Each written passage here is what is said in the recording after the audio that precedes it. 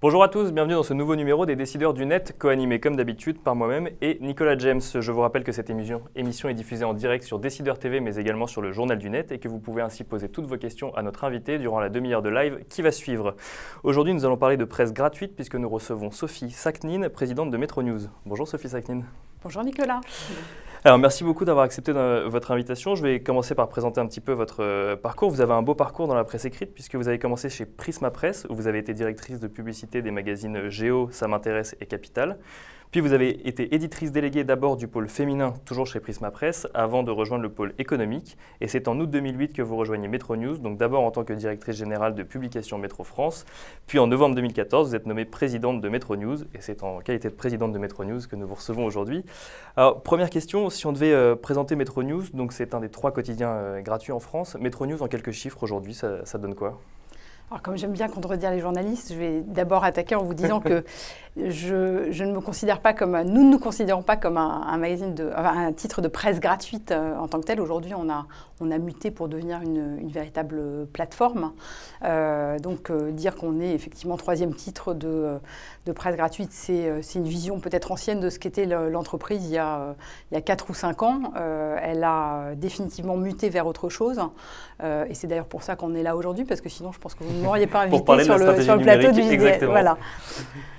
Alors donc en Metro News en quelques chiffres aujourd'hui, donc cette plateforme justement. Alors cette plateforme, c'est aujourd'hui 11 millions de personnes en contact avec la marque d'information gratuite Metro News, alors qui vont se décomposer bien évidemment en lecteurs sur le print, 2 400 000 lecteurs tous les jours, en VU sur le digital fixe, avec aujourd'hui 5 millions de VU, c'est notre dernier chiffre connu sur MNR. Plus belle progression de sites d'information sur un mois de janvier, certes particulier, mais où tout le monde a progressé aussi. Oui. Donc on n'est pas peu fiers parce que effectivement, si on se compare à l'année précédente, on est dans une vraie rupture. Et puis aussi un élément de satisfaction pour nous, c'est ce qu'on a réussi à construire sur le mobile, hein, puisque aujourd'hui le mobile pèse 2,5 millions à peu près de visiteurs, est réparti entre les applis et le site mobile de manière à peu près équitable. En termes de consommation, ensuite, ça varie, mais voilà à peu près les métriques, sachant que la consommation aujourd'hui de notre information digitale se fait à plus de 50% sur le mobile. D'accord. Et justement, alors donc vous êtes présidente de Metro News depuis novembre 2014. Votre stratégie pour Metro News à l'avenir, qu'est-ce que c'est ? C'est que toujours encore plus sur le mobile, c'est vraiment le device sur lequel il faut aller. Je dirais, c'est amusant parce que je sors du Hub Day qui était consacré au mobile ce matin. Et ce que je disais, c'est à mon sens la presse d'information gratuite est un peu le précurseur et un peu l'ancêtre de l'information sur le mobile. On a eu pour habitude, on a été les précurseurs, nous, Metro News. On a été chercher les lecteurs sur leur lieu de mobilité, leur lieu de transit, hein, sur les flux de population là où les gens se déplaçaient. Et finalement, le mobile et le développement qu'on est en train de connaître sur le mobile et la continuité exacte de ce qui est dans notre ADN, à savoir fournir une information de qualité, sérieuse, concise, immédiate, proche des gens, mais à un moment où les gens bougent, où les actifs bougent, puisqu'on touche toujours les actifs, y compris sur nos supports digitaux. Et donc ça se traduit au quotidien dans la manière qu'on a de construire notre audience et de shifter notre audience quelque part, puisque on a conquis cette audience sur le papier, on est en train de conquérir de nouvelles audiences sur le mobile. Et donc du coup, le positionnement d'un gratuit, même si vous n'aimez pas ce terme, est un réel avantage pour conquérir sur le mobile de nouveaux utilisateurs. Bien sûr, on est, je disais, la presse gratuite d'information est un peu l'ancêtre de l'information gratuite sur mobile. Il se trouve que la plupart des informations sont encore gratuites aujourd'hui sur le mobile. On a par notre manière d'écrire l'information, c'est-à-dire de manière concise, extrêmement resserrée, des formats donc avec des temps de lecture très courts aussi, voilà, qui sont particulièrement bien adaptés au mobile. Et je n'irai pas jusqu'à revendiquer qu'on a été des précurseurs du mobile first, parce qu'on a plutôt parlé de reverse publishing dans l'évolution de notre entreprise. Mais le mobile first est quelque part une conséquence naturelle de notre transformation parce que la nature même du contenu qu'on fournit à nos utilisateurs sont des contenus courts avec de l'image, avec une force de l'image et immédiatement appropriable dans un temps effectivement dans un temps court. D'un point de vue économique, ce basculement, est-ce qu'il n'est pas difficile à encaisser? On connaît la difficulté des médias justement à monétiser ces audiences mobiles. C'était déjà compliqué sur le web fixe, ça l'est encore plus sur le mobile. Vous êtes dans une stratégie d'investissement aujourd'hui du coup? Si je vous dis que tout est facile, vous n'allez pas me croire, hein, ça serait mentir. Mais ce qui est clair, c'est qu'on est dans cette phase de transformation. C'est une phase de transformation que subissent tous les médias anciens. On est obligé de passer d'une rive ancienne avec un modèle économique qui est en vraie difficulté, vers une autre rive qui est là où situent les audiences de conquête et les audiences de demain, et donc les cibles publicitaires de nos clients demain. L'important, c'est d'arriver à effectivement tenir la rampe entre les deux et continuer effectivement à tracer notre route de conquête sur la partie mobile et digitale. Parce que vous disiez que voilà, c'était à peu près 50% des pages vues qui provenaient du mobile, qu'on se rend compte un peu de l'écart qui existe entre les investissements et les audiences. Le mobile, ça pèse combien dans votre chiffre d'affaires numérique? Dans le chiffre d'affaires numérique, c'est en train de croître de manière importante parce que justement, je pense qu'on a réussi à conquérir des positions intéressantes. En étant aujourd'hui deuxième appli mobile, on pèse sur le marché. Donc, on arrive à capter une partie non négligeable de notre chiffre d'affaires. Et aujourd'hui, je dirais que le mobile pèse à peu près 30% de notre chiffre d'affaires digital. Ce qui est pas une... Ce qui est au-dessus de la moyenne du marché. Ce qui est au-dessus de la moyenne du marché, ouais. Mais ce qui est lié à la nature de notre position même sur ce terrain-là. Alors vous parliez tout à l'heure de reverse phishing, arrêtez-moi si je me trompe, mais ça veut dire en fait d'abord publier une information sur Internet et ensuite la retravailler pour la publier dans l'édition du lendemain de Métro. Donc du coup en fait la stratégie numérique, est-ce que ça a totalement changé votre façon de... Enfin, l'éditorial de Métro ou c'était déjà comme ça avant? Alors ça a bien sûr totalement changé. Reverse publishing, c'est un bien grand mot. On a été, je pense, les premiers à préempter un peu cette façon de travailler. C'est plus un projet d'entreprise, c'est plus un mot derrière lequel se cache un gros projet d'entreprise et de transformation de nos méthodes de travail, des méthodes de travail de la rédaction, et qui a été un travail de longue haleine. Hein. On est à la différence des pure players qui viennent sans bagage et sans habitude de travail. Quand on est dans une phase de transformation comme celle qu'on a vécue, on est sur un temps relativement long d'adaptation d'abord des temps de travail. Hein.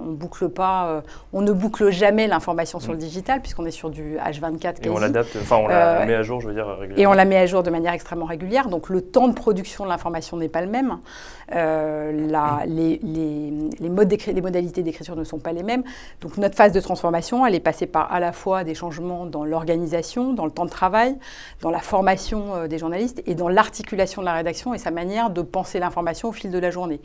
Pour arriver finalement à une organisation aujourd'hui qui est très digital first, où finalement on a les 3/4 de la rédaction qui est écrivante, qui se consacre à l'écriture de contenu uniquement sur le digital, et puis 2 pôles de distribution en fait, de contenu, l'un qui est un pôle de distribution print, qui façonne le journal à partir des contenus qui ont été fabriqués pour le digital. Ce n'est pas les mêmes personnes qui écrivent les contenus digitaux et print, ils récupèrent les contenus digitaux pour ensuite les adapter au... Alors j'ai du mal à m'exprimer, mais le seul endroit de publication de nos contenus aujourd'hui, c'est le web. D'accord. C'est le digital. À côté de ça, vous avez des équipes dont la spécialité est de faire de la distribution de contenu. Donc qui vont prendre les contenus et les articuler sur le digital, les pousser sur le mobile si notification il y a à avoir. Et puis une partie print qui est chargée de fabriquer le journal, mais à partir des contenus qui ont été publiés sur le digital. D'accord, et donc le contenu ne change pas entre-temps, il n'y a pas d'adaptation papier absolument, numérique. Absolument.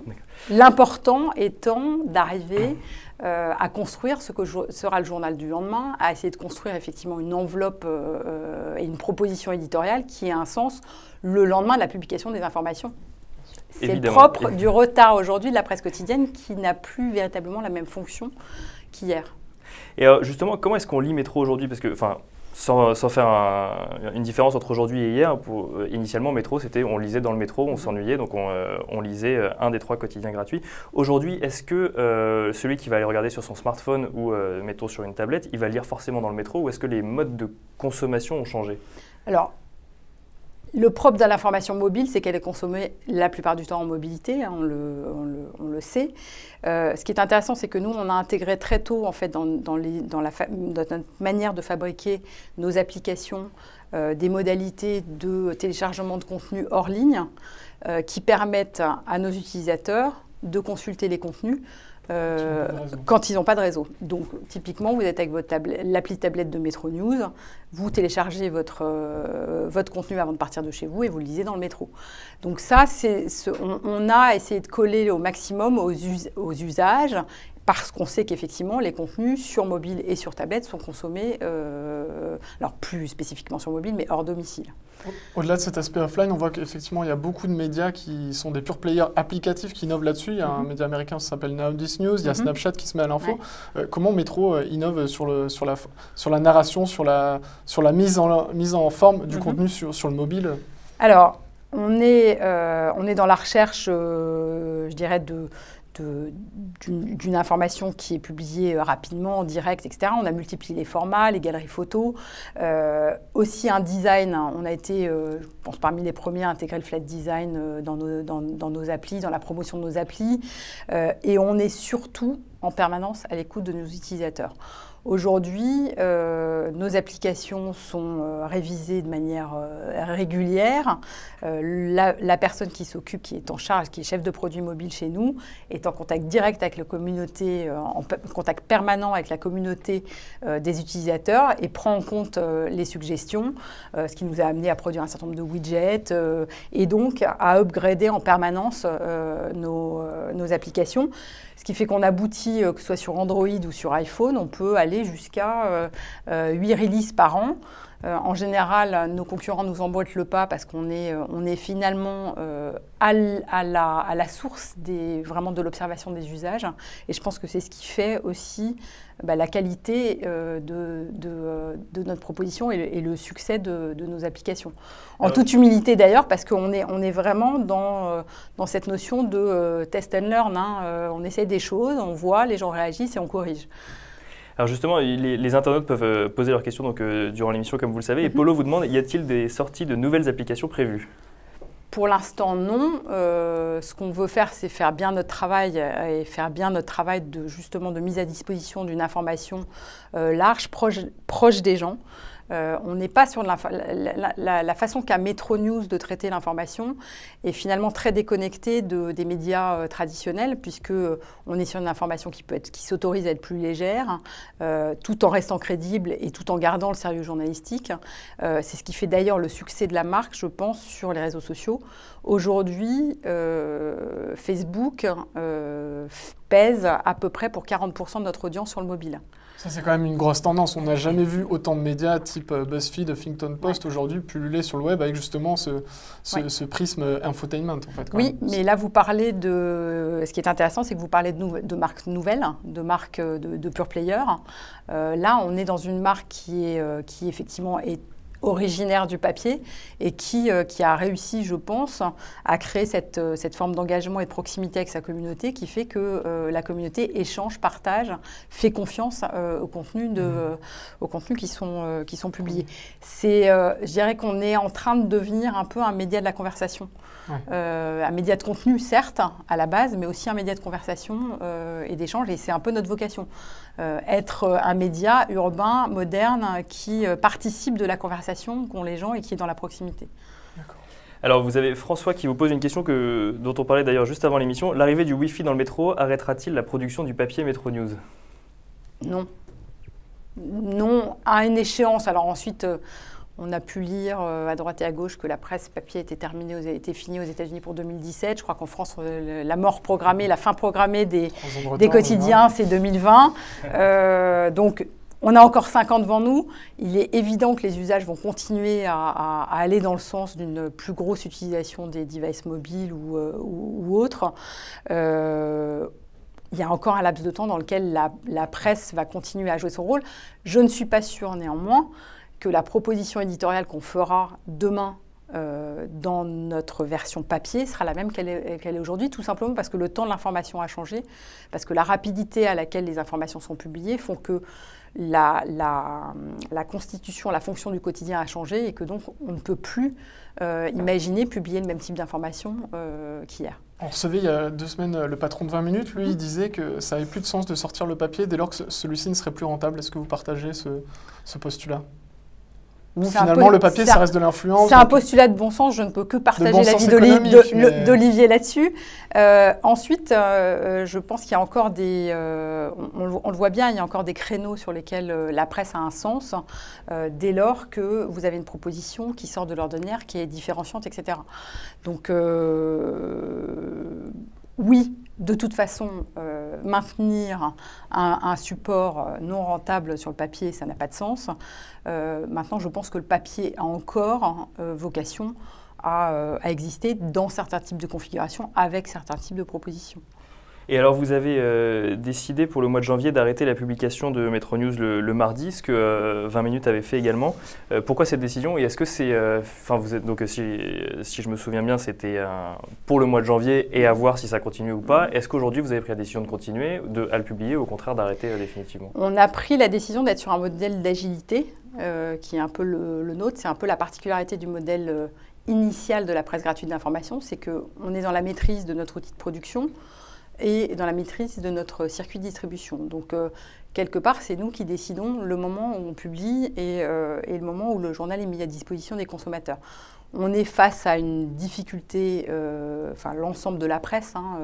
Si vous regardez l'évolution des investissements publicitaires dans la presse quotidienne ou dans la presse de manière générale depuis 2007, on est sur une tendance à moins 40%. La presse est parmi les médias qui ont perdu en investissement publicitaire dans les 7 dernières années. La presse est le média qui a le plus perdu. Donc il y a une réalité économique qui touche l'ensemble des acteurs de la presse aujourd'hui. On a la chance de pouvoir adapter notre modèle.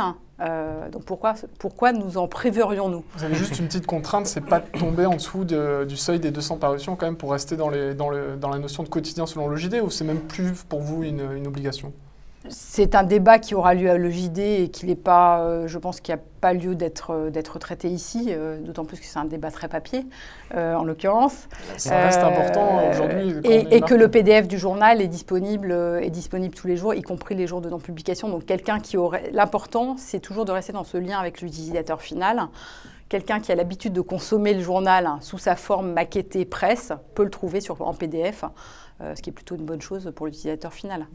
Vous parliez de la complexité de l'environnement économique. Est-ce que vous pouvez juste nous donner quels ont été les résultats de Metro News pour l'année 2014 qui ont été publiés à plan? Je ne vais pas les redonner de manière chiffrée parce qu'à chaque fois, ça m'arrache les tripes. Donc, il est inutile de se faire mal. On a perdu de l'argent et on a reperdu de l'argent effectivement cette année, suite à une année compliquée. On est toujours en phase d'adaptation de nos coûts. Je dirais que là encore, la force de ce modèle, c'est d'être capable effectivement de travailler sur des améliorations de nos process, de nos manières de fonctionner, donc qui ont abouti effectivement à des diminutions de coûts de structure, sans toutefois toucher d'ailleurs aux emplois, ce qui est un peu au cœur aussi de nos préoccupations. Voilà, l'année a été difficile, l'année 2015 sera difficile également. Et on est dans cette période que vous évoquiez tout à l'heure, qui est cette période de transition entre deux mondes, entre un monde ancien qu'on lâche et qui n'est plus aussi rémunérateur qu'il l'a été, avec une presse quotidienne, un média support presse quotidienne d'information gratuite, qui est autant touché que le reste de la presse sur ces 2 dernières années, donc avec des nécessités effectivement d'adapter nos modes de fonctionnement. Et justement, cette transition vers le numérique, est-ce qu'elle ne peut pas ouvrir la voie à un business model un peu différent qui n'est plus simplement adossé sur la publicité? Est-ce que vous réfléchissez à aller sur... On voit tous les médias aujourd'hui qui vont sur du serviciel, sur la vente de data, etc. C'est des pistes qui sont explorées. Bien sûr, bien sûr. On est en permanence en réflexion. On a la chance d'être un média, comme je vous le disais, qui maîtrise un certain nombre de choses dans sa capacité à se fabriquer, à se distribuer lui-même. Et on est dans la rue et on est dans la ville. On est donc un média de la modernité et on est un média qui est capable de créer l'événement. On l'a déjà fait historiquement par le passé. Metro News a été fabricant entre guillemets de concerts pendant la fête de la musique. Donc on a une capacité effectivement à rebondir pour créer de la diversification autour de l'événementiel ou autre. Ce sont des pistes qu'on est en train d'étudier, sachant que le cœur quand même de nos préoccupations, c'est de transformer le modèle et de le rendre vertueux sur le digital. Est-ce que c'est une question d'Elsa? Est-ce qu'on peut s'attendre à trouver de la vidéo sur Metro News et à faire plus de vidéos sur Metro News? Alors, il y en a. Ça n'est pas notre savoir-faire de base et ça n'est pas notre cœur de métier. Je dirais que c'est plutôt le cœur de métier de notre maison mère TF1. Et justement, ça pourrait être une piste de Mais synergie. on utilise bien évidemment des vidéos de TF1. On a un programme qui est humblement un petit programme qu'on produit nous-mêmes, qui est un MetroZap, mais sur lequel il y a pas mal d'abonnés. Et c'est un programme qui est apprécié. C'est un terrain de développement, bien évidemment, puisqu'on connaît la capacité de monétisation de la vidéo aujourd'hui très au-delà du display classique. Mais ça n'est pas un territoire c'est un territoire de développement qui nécessite trop d'investissement pour être au cœur de notre objectif. Concernant les synergies avec TF1, justement, la perte de LCI pourra un peu vider le site MyTF1 de sa substance. Il n'y a pas une réflexion autour de pourquoi pas fusionner Metro News et MyTF1? C'est absolument pas à l'ordre du jour. Ou du moins créer des synergies entre ces deux portails qui sont à la 11e et à la 15e place et qui, dédupliqués et liés, pourraient créer un acteur encore plus important. Je vous nomme chef du groupe de travail qui va travailler sur le...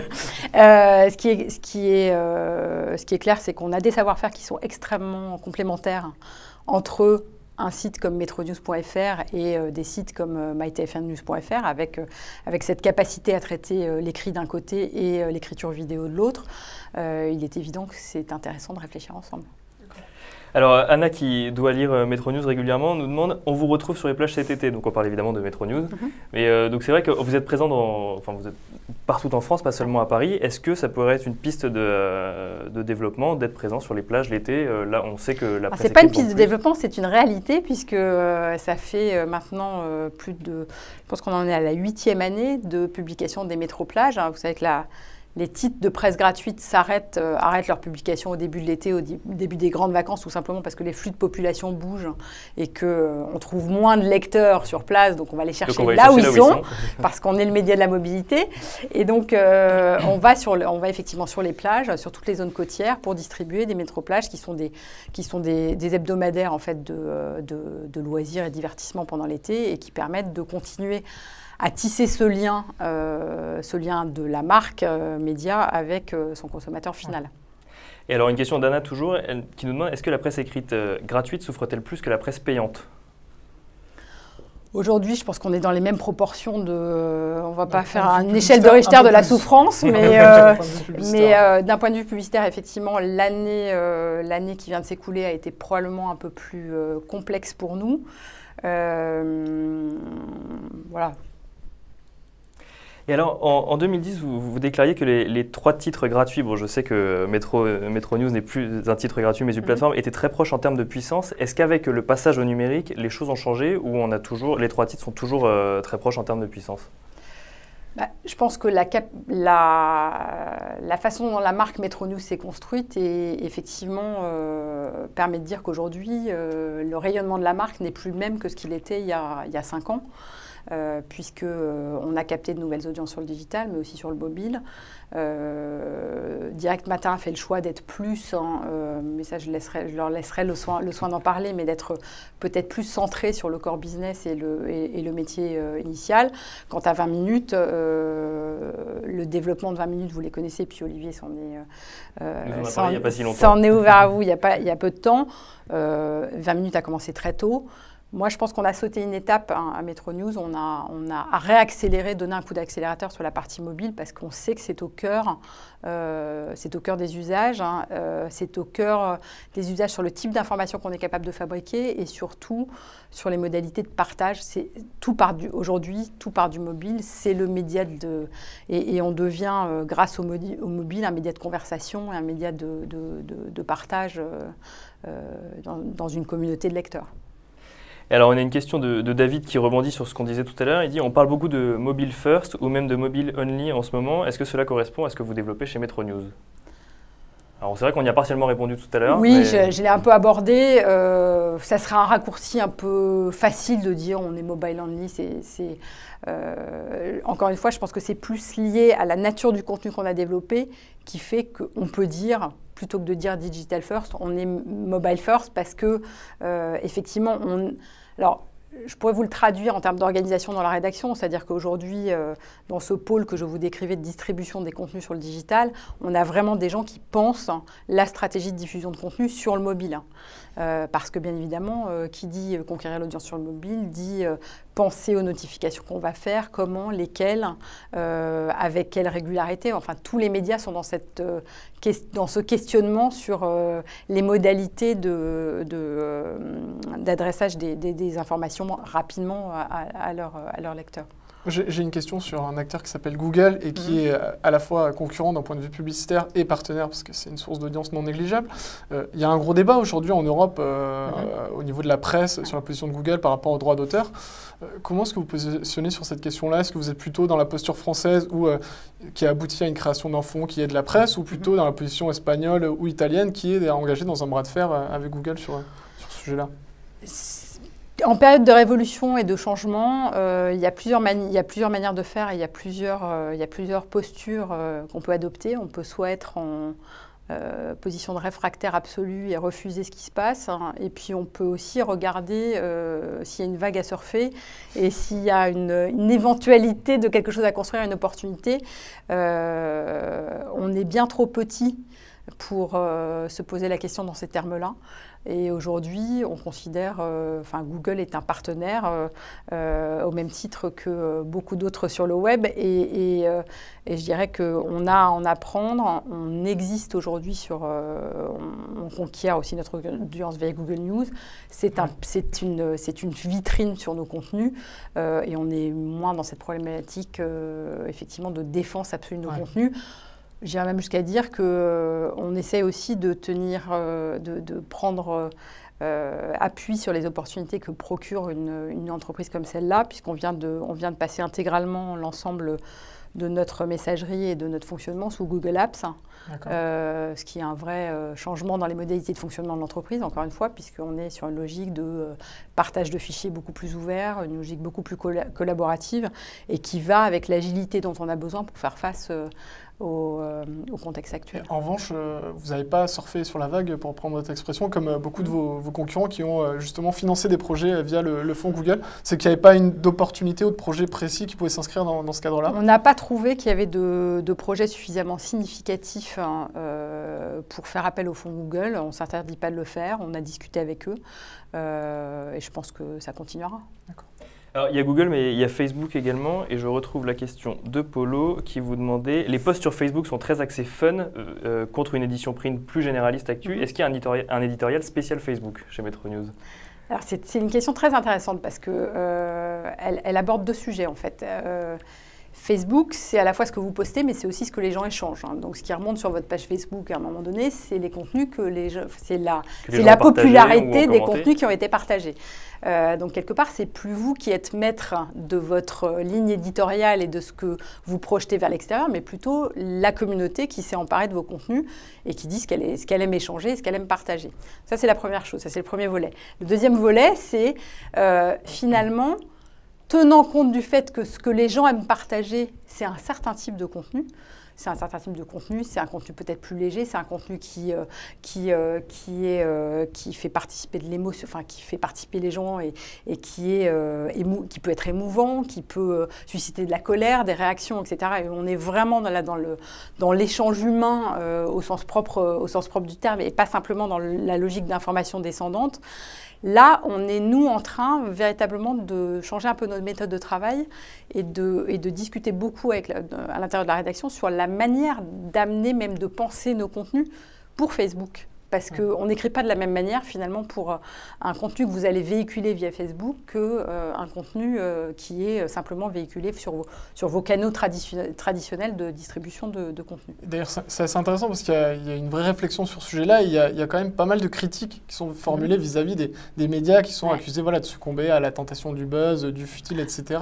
Pour vous, finalement, pareil, c'est une vague qu'il faut surfer, c'est s'adapter finalement. Parce qu'on sort un peu du rôle initial du média qui était de faire découvrir des infos, faire aller les gens là où ils n'auraient pas pensé aller, quoi. Ouais. Ben, justement, le rôle du média, c'est de faire découvrir de l'info. Donc, c'est à un moment donné d'être suffisamment solide dans ce qu'on fait, ce qu'on fabrique, dans la façon dont l'information est checkée, vérifiée et construite de manière intelligible et compréhensible. Ensuite, l'opportunité que fabriquent les réseaux sociaux, elle est extraordinaire parce que c'est une opportunité de partage à l'infini et donc d'apprentissage aussi pour nous de ce qui intéresse les gens, des sujets à traiter qu'on n'a peut-être pas imaginé traiter initialement. Donc c'est finalement une source d'inspiration aussi pour les équipes éditoriales. C'est un vrai changement de paradigme par rapport à ce que les écoles de journalisme enseignent, mais c'est aussi une évolution de la société. Et alors, pour finir, donc, je rappelle que vous êtes la deuxième application la plus consultée. Vos objectifs à l'avenir, c'est d'être la première ou d'autres, les objectifs de Metro News? J'aimerais bien. On s'est un peu rapproché du monde dans les dernières mesures médiamétrie. Je ne sais pas, bien sûr, on a toujours envie d'être premier. Je pense que le monde a beaucoup d'avance et puis on ne se compare pas et on n'est pas sur absolument une application très ambitieuse. Absolument. Et ce qui est clair, c'est qu'on va poursuivre notre implication sur ce média-là parce que c'est ce qui est porteur et c'est ce qui est vraiment un axe de développement fort pour nous. Merci beaucoup Sophie Sakhnine d'avoir répondu présente à notre invitation. Merci Nicolas. D'être là. Merci. Quant à vous, je vous donne rendez-vous la semaine prochaine, même jour, même heure, pour une émission présentée cette fois-ci par Laura Jeanne Gauthier et Nicolas James.